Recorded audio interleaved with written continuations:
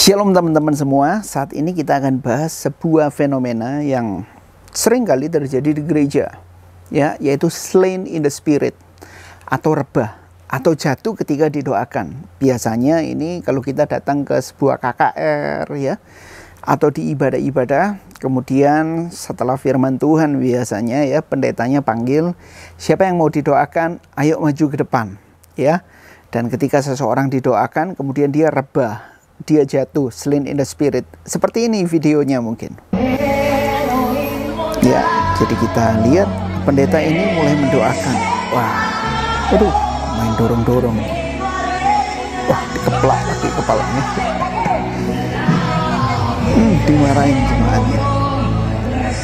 Aduh. Ya, agak ngaco juga nih pendetanya. Oke. Sampai didorong itu kepalanya. Ya, kita telah menyaksikan video tadi. Gimana respon kalian?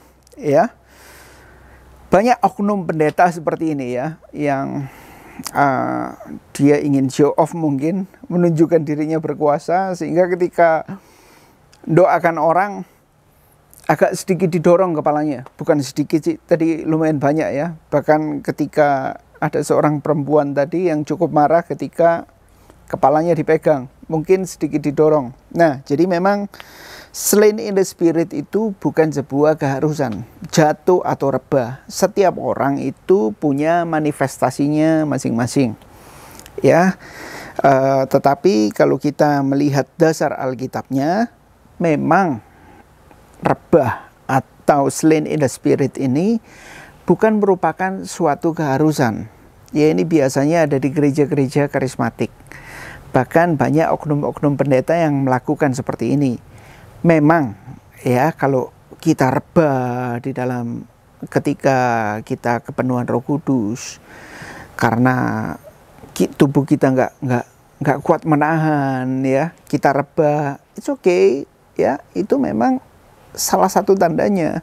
Tetapi memang rebah ini tidak bisa dipaksakan, seperti yang video tadi kita saksikan, ya. Kepalanya sengaja didorong supaya rebah, ya, bukan sebuah keharusan. Nah, apakah kita harus rebah? Tidak. Jadi manifestasi tiap orang itu berbeda-beda, ya. Ada yang rebah, ada yang dia berbahasa roh. Bahkan kita lihat juga di altar call gitu, ya, waktu maju didoakan banyak juga kok mujizat yang terjadi, ya, yang sakit disembuhkan.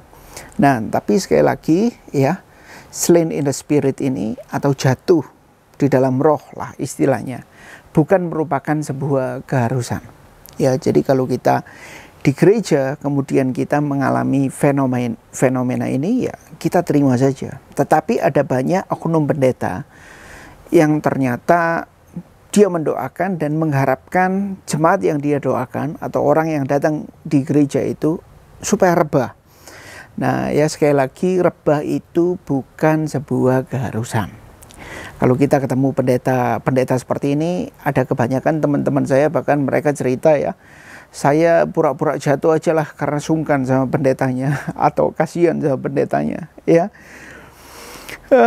Begitulah banyak fenomena yang terjadi di dalam gereja, tetapi ukuran kita adalah firman Tuhan, ya.